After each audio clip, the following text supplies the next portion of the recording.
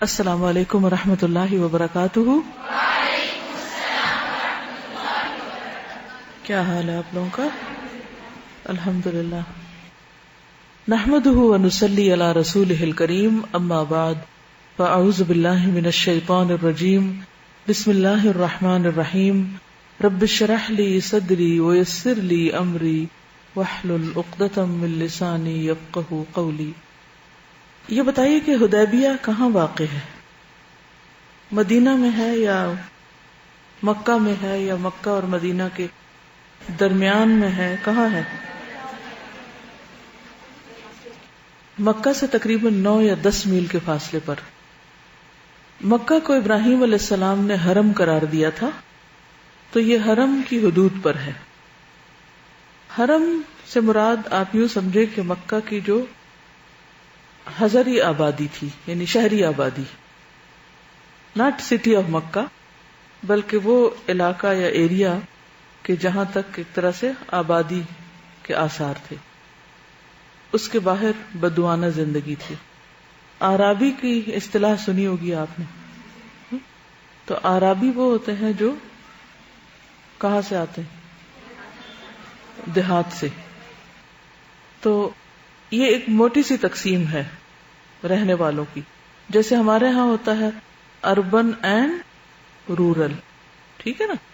تو اسی طرح وہاں بھی حضری اور بدوی دو اصطلاحات استعمال ہوتی ہیں، حضری اور بدوی۔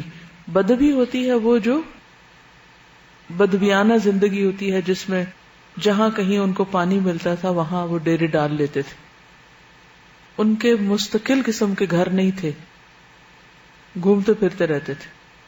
وہ علاقوں سے زیادہ قبائل کے نام سے جانے جاتے تھے، اگر آپ عربوں کی ہسٹری پڑھیں۔ تو حدیبیہ جو تھا یہ مکہ سے جب آپ جدہ کی طرف جاتے ہیں تو اس طرف کو ہے، ٹھیک ہے؟ جدہ سے تقریباً 30 میل کے فاصلے پر ہے، اور مکہ سے 9 یا 10 میل کے، ٹھیک ہے؟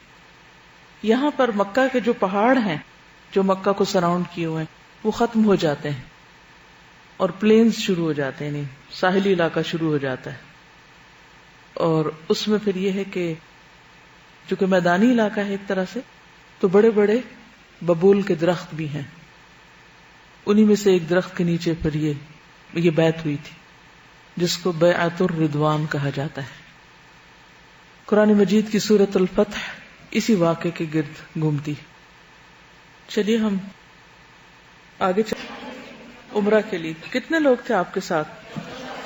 تقریباً 1400-1500 کے قریب تھے۔ صرف مدینہ کے لوگ تھے یا باہر کے بھی تھے؟ باہر والوں کو بھی آپ نے منادی کرائی تھی، ٹھیک ہے۔ جب وہ مکہ کے قریب پہنچے تو قریش نے کیا کہا کہ ہم جنگ نہیں کرنے دیں گے، ہم عمرہ نہیں کرنے دیں گے، ٹھیک ہے۔ اور پھر کیا ہوا؟ مختلف طریقوں سے نیگوشیشنز کی گئی، اور یہ بتانے کی کوشش کی گئی کہ ہم صرف عمرہ کرنے کے لیے آئے ہیں، ہمارا کوئی جنگ کا ارادہ نہیں، ہمیں عمرہ کرنے دیا جائے۔ لیکن کسی طرح بھی وہ نہ مانے۔ مختلف قبائل کے سردار آئے اور انہوں نے بھی قریش کو سمجھانے کی کوشش کی، لیکن بات کچھ بنی نہیں۔ حضرت عثمان رضی اللہ عنہ کی سفارت اور بیعت رضوان۔ اب رسول اللہ صلی اللہ علیہ وسلم نے طے کیا کہ قریش کے پاس ایک سفیر روانہ کریں۔ سفیر، سفارت کاری، نام سنا ہوا؟ کون ہوتا ہے وہ سفیر؟ جو سفر کرے، سفر میں رہے۔ ہاں جی ہاں، امبیسڈر جو کسی قوم یا علاقے کا نمائندہ ہو۔ اب عثمان رضی اللہ تعالی عنہ مسلمانوں کے نمائندے کے طور پر گئے، قریش کے پاس ایک سفیر روانہ کریں جو انہیں یقینی طور پر بتلائے کہ آپ عمرے ہی کے لیے تشریف لائے ہیں۔ آپ ہر طریقے سے، ہر حربے سے قریش کو سمجھانے کی کوشش کر رہے تھے کہ ہمارا موقف جانو، ہم عمرہ ہی کرنا چاہتے ہیں، کچھ اور نہیں۔ چنانچہ آپ نے حضرت عثمان بن عفان کو روانہ فرمایا اور انہیں یہ بھی حکم دیا کہ وہ مکے کے کمزور مومن مردوں اور عورتوں کے پاس جا کر انہیں قریب ہی فتح کی بشارت سنا دے۔ کتنا خوبصورت پہلو ہے آپ کی سیرت کا ہر پہلو خوبصورت ہے کہ انتہائی مشکل حالات میں آپ نے ہمیشہ اچھی بات کی ہے، پازیٹو بات کی ہے، خوشخبریاں سنائی ہیں، اور ڈرایا صرف آخرت کے بارے میں جو اصل ڈرنے کی چیز ہے. اور دنیا میں جو وقتی طور پر تنگی اور تکلیف کے حالات ہیں ان کو ایک طرف رکھ کے آئندہ جو اچھے دن آنے والے ہیں ان پر نظر ہے، کیونکہ آپ کو پوری طرح یہ یقین تھا کہ آپ کا مشن کامیاب ہوگا اور آپ حق پر ہیں. کسی بھی کام میں انسان کے اندر کنوکشن کب آتی ہے، ڈٹرمنیشن کب آتی ہے، اس کے اندر قوت کب آتی ہے، استقامت کب آتی ہے، جب اس کو یہ یقین ہوتا ہے کہ جو کچھ وہ کر رہا ہے وہ بالکل درست ہے اور اللہ کی مدد اس کے ساتھ ہے، اللہ اس کے ساتھ ہے. موسیٰ علیہ السلام نے کیا کیا تھا جب ان کے سامنے سمندر تھا اور پیچھے فرعون کا لشکر اور پوری قوم گھبرا گئی؟ تو آپ نے کیا کہا؟ کلا ان معی ربی سیہدین، جس کے لیے میں نکلا ہوں وہ مجھے تنہا نہیں چھوڑے گا، وہ میرے ساتھ ہے. اسی سے تو توکل بڑھتا ہے، یعنی اسی سے توکل کرنا آتا ہے انسان کو.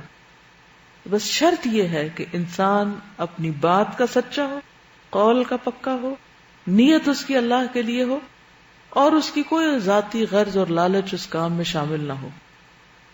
کہتے ہیں نا کہ یہ بازی عشق کی بازی ہے، جو چاہو لگا دو، ڈر کیسا، جیت گئے تو کیا کہنے، ہارے بھی تو بازی مات نہیں. کہ اگر کسی وجہ سے کبھی ریٹریٹ کرنا پڑے، کبھی پیچھے ہٹنا پڑے، کبھی وقتی طور پر نقصان بھی نظر آئے تو بھی وہ نقصان نہیں، اس میں بھی خیر ہے. ان مع العسر یسرا، مشکل میں بھی آسانی ہے، تنگی میں بھی آسانی ہے، اس میں بھی کچھ اور فائدے ہو رہے ہوتے ہیں جو انسان کی نگاہ سے اوجھل ہوتے ہیں. بعض اوقات آپ ایک کام کرنا چاہتے ہیں وہ نہیں ہو پاتا اور آپ اس سے روک دیے جاتے ہیں، لیکن اسی رکاوٹ کے بیچ میں نئی اپرچونٹیز ہوتی ہیں، وہاں آپ کچھ نئی چیزیں سیکھ رہے ہوتے ہیں، نئے کام کر رہے ہوتے ہیں جو آپ پہلے طریقے پہ نہیں کر پاتے. تو سب سے اہم سبق کیا ہے کہ انسان مشکل سے مشکل ترین حالات میں بھی ہمیشہ ہوپ فل رہے، تنگی اور تکلیف میں بھی اللہ کی نعمتوں کو یاد کرتا رہے، شکر ادا کرتا رہے. وہ نہ دیکھے جو ہاتھ سے نکل گیا، وہ دیکھے جو ہاتھ میں ہے یا آئندہ ملنے والا ہے. کیونکہ کل یوم ہوا فی شأن، اس دنیا میں کچھ بھی حتمی نہیں ہے کہ انسان مایوس ہو. مایوسی کفر ہے.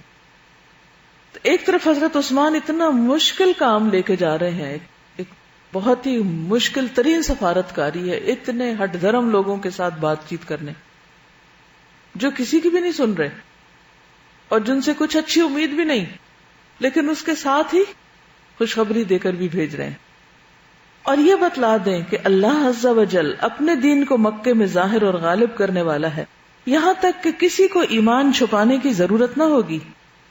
یہ بھی ایک بہت بڑی بات ہے کہ انسان کو اتنی آزادی نصیب ہو جائے کہ وہ اپنے ایمان کا اظہار کر سکے. آپ دیکھیے کہ جس چیز سے انسان کو محبت ہوتی ہے، جو اس کا فیتھ ہوتا ہے یا جو اس کے اندر ایک کیفیت ہوتی ہے، انسان کیا چاہتا ہے کہ اسے دوسروں کے ساتھ شیئر کرے، دوسروں کو بتائے. لیکن اگر اس کے پاس یہ موقع ہی نہ ہو کہ وہ کسی کو بتا سکے، مثلا آپ مسلمان ہیں، مومن ہیں، آپ کے دل میں اللہ رسول کی محبت ہے اور آپ کے آس پاس ایسے ماحول، ایسے سراؤنڈنگ ہے کہ آپ کسی کو یہ شیئر ہی نہیں کر سکتے کیونکہ کوئی آپ کی بات ہی نہیں سمجھ پا رہا، تو کتنی فرسٹریشن ہوتی کہ جو میرے دل کے اندر ہے، میرے آس پاس میری زبان سمجھنے والا کوئی نہیں، میری کیفیت جاننے والا کوئی نہیں، یا یہ کہ کسی مصلحت کے تحت میں اس کو ظاہر نہیں کر پا رہی. تو جو انسان کے دل کے اندر ہو اس کو اپنی زبان پہ لا کر اس کے اظہار کا موقع، اس کی فریڈم.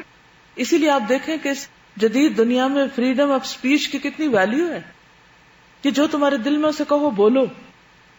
اور کہاں وہ وقت ہے کہ لوگ ایمان دل میں چھپائے پھر رہے ہیں کہ اس کا اظہار اور اقرار نہیں کر رہے. تو اس کی بھی خوشخبری سنائی گئی کہ ایک وقت آنے والا ہے کہ اب تمہیں ایسی کوئی پابندی نہیں ہوگی، تم اپنے خیالات کا، اپنے ایمان کا اظہار کر سکو گے. کیونکہ مکہ میں جو مسلمان تھے وہ چھپ کے رہ رہے تھے، اپنے اسلام کو ظاہر نہیں کر سکتے تھے، ورنہ وہ وہاں جی نہیں سکتے تھے، ان کو تو جینا دوبر ہو گیا تھا. حضرت عثمان ابان بن سعید اموی کی پناہ میں مکے کے اندر داخل ہوئے. حضرت عثمان بنو امیہ سے تھے، یہ یاد رکھیے، بنو ہاشم سے نہیں تھے، بنو امیہ سے تھے. تو وہ اپنے ہی قبیلے کے بڑے کی پناہ میں مکہ میں داخل ہوئے اور پیغام پہنچایا. قریش نے پیشکش کی کہ بیت اللہ کا طواف کر لیں، ان کو آفر کیا جا رہا ہے، مگر انہوں نے اس حالت میں طواف کرنے سے انکار کر دیا کہ رسول اللہ صلی اللہ علیہ وسلم کو روک رکھا گیا ہو، کہ آپ کو اجازت نہ دی جائے اور مجھے دی جائے، میں آپ سے آگے بڑھ جاؤں، یہ نہیں ہو سکتا. پھر قریش نے حضرت عثمان کو روک لیا. غالباً وہ چاہتے تھے کہ باہم مشورہ کر لیں، پھر جواب سمیت انہیں روانہ کریں، مگر ان کی تاخیر سے مسلمانوں میں یہ افواہ پھیل گئی کہ انہیں قتل کر دیا گیا ہے. چونکہ قاصد کو قتل کرنے کے معنی اعلان جنگ ہے، یعنی امبیسڈر کا قتل کیا ہے؟ اعلان جنگ. اس لیے رسول اللہ صلی اللہ علیہ وسلم نے یہ بات سنی تو فرمایا لا نبرح حتی نناجز القوم، ہم اس جگہ سے ٹل نہیں سکتے یہاں تک کہ ان لوگوں سے مار کا آرائی نہ کر لیں.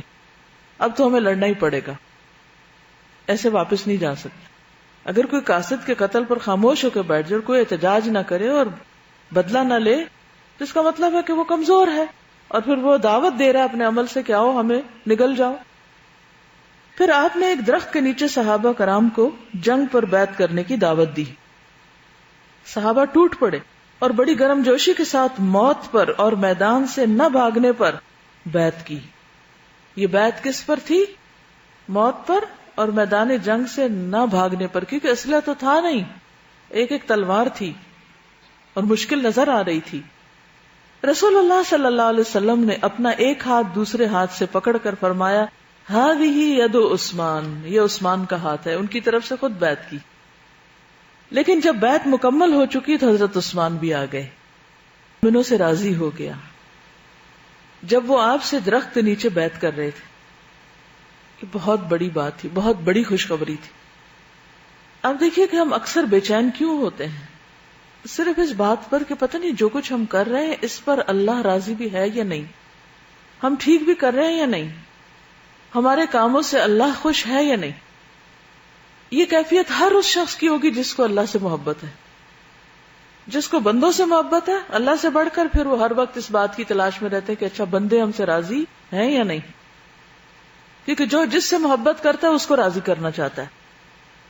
تو جب انسان کے اندر یہ تڑپ لگ جاتی کہ اللہ مجھ سے راضی ہے یا نہیں، تو وہ ان کاموں کی تلاش میں نکل کھڑا ہوتا ہے، تکلیف اٹھاتا ہے جس سے اللہ راضی ہوتا ہے. پھر اس کے لیے رات کو اٹھنا مشکل نہیں ہوتا، کیونکہ اس کو پتا ہے کہ اس وقت کی نماز اللہ کو راضی کرتی ہے. پھر وہ صدقہ خیرات کرنے میں نہیں چوکتا، کیونکہ اس کو پتا ہے یہ کام اللہ کو راضی کرتا ہے. کسی کو پانی پلانے سے گھبراتا نہیں، کیونکہ اس کو پتا ہے کہ یہ کام اللہ کو راضی کرتا ہے. پھر وہ ہر اس کام کے پیچھے جاتا ہے کہ میرا رب کس چیز سے راضی ہوتا ہے. تو یہ اعلان، یہ خبر، یہ آیت انمول آیت تھی کہ تحت شجرہ، درخت کے نیچے بیعت کرنے والوں سے اللہ راضی ہے، اللہ خوش ہے ان سے. اور پھر آگے جو آیت ہے جو یہاں نہیں لکھی گئی، فعلم ما فی قلوبہم، تو اس نے جان لیا جو ان کے دلوں میں تھا. بعض اوقات انسان اپنے عمل سے نہیں، اپنے اندر دل کی حالت، یقین کی حالت، وسوسوں کی کیفیت، اس سے زیادہ پریشان ہوتا ہے، اپنی بے یقینی سے زیادہ پریشان ہوتا ہے، اپنی نیت پہ شک ہونے لگتا ہے کہ میں خالص بھی ہوں یا نہیں. تو جب اس کو یہ یقین ہو جاتا ہے کہ رب نے نیت قبول کر لی، فعلم ما فی قلوبہم، تو پھر اگلی کیفیت آتی ہے، فانزل السکینۃ علیہم، تو اس نے ان پر سکینت اتار دی. پھر سکینت اترتی، پھر انسان کو چین آ جاتا ہے، پھر اطمینان ہونے لگتا ہے.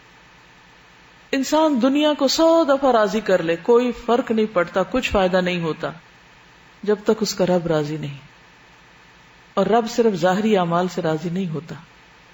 رب کو راضی کرنے کے لیے نیت کے اندر اخلاص اور اندر کی سچائی ضروری ہوتی. بندوں کو تو ظاہر سے راضی کر لیتا ہے انسان، لیکن اللہ کو صرف ظاہر سے راضی نہیں کیا جا سکتا، ظاہری اعمال کافی نہیں ہے. اس میں جو کام کا نقطہ ہے، یہ بات ہے، وہ یہ ہے کہ اللہ بندے کے اس کام سے ضرور راضی ہو جاتا ہے جو نمبر 1 اس کے لیے کیا جائے، نمبر 2 مشکل حالات میں کیا جائے، جب انسان کا دل نہ مان رہا ہو، اس کا نفس نہ مان رہا ہو، اور رسک لے کے وہ کام کر رہا ہو۔ یہاں ان کی سچائی جو ہے، کیونکہ وہ آتا نہیں کہ ٹوٹ پڑے، وہ آگے بڑھے، پیچھے نہیں ہٹے، جھجکے نہیں، ڈرے نہیں، قدم پیچھے نہیں کیا، آگے بڑھایا، اور یہیں سے اس کا نام بیت رضوان پڑ گیا۔ سوچیے ہماری زندگی میں ایسے کتنے واقعات ہیں کہ جس میں ہمیں ایک طرف جان کے لالے پڑے ہوئے ہوں اور دوسری طرف ایمان بچانا مقصود ہو، ایک طرف اپنا آرام مطلوب ہو اور دوسری طرف اللہ کے دین کی پکار آ رہی ہو۔ وَأَثَابَهُمْ فَتْحًا قَرِيبًا، اور عطا کی ان کو قریب کی فتح۔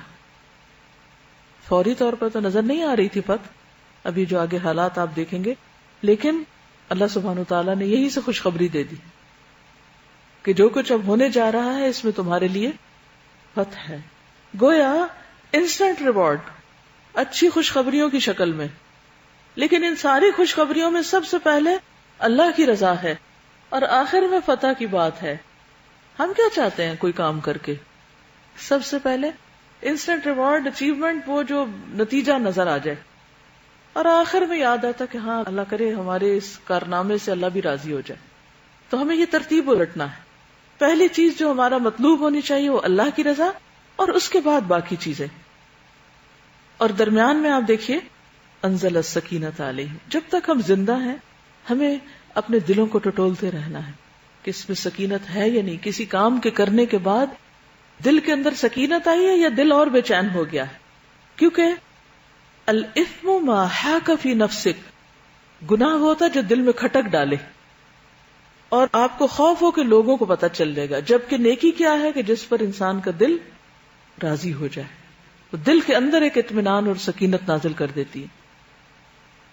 اتمام صلح، قریش نے اس بیعت کا حال سنا تو ان پر زبردست رعب طاری ہوا کہ اتنے فیتھ فل لوگ، ہم عام طور پر ایمان کا ترجمہ فیتھ کرتے ہیں نا، تو فیتھ فل، ایمان والے، تو ایمان کا تو مطلب ہی ہے کہ اپنے پھر بات کے سچے نکلو۔ تو انہوں نے تو ایمان کو سچا کر دکھایا کہ رسول کی پکار پر انہوں نے اپنا عہد کر لیا جان دینے تک کا، اور انہوں نے صلح کرنے کے لیے سہیل بن عمرو کو بھیجا۔ سہیل نے لمبی گفتگو کی، بالآخر درج ذیل شرطیں طے ہوئیں۔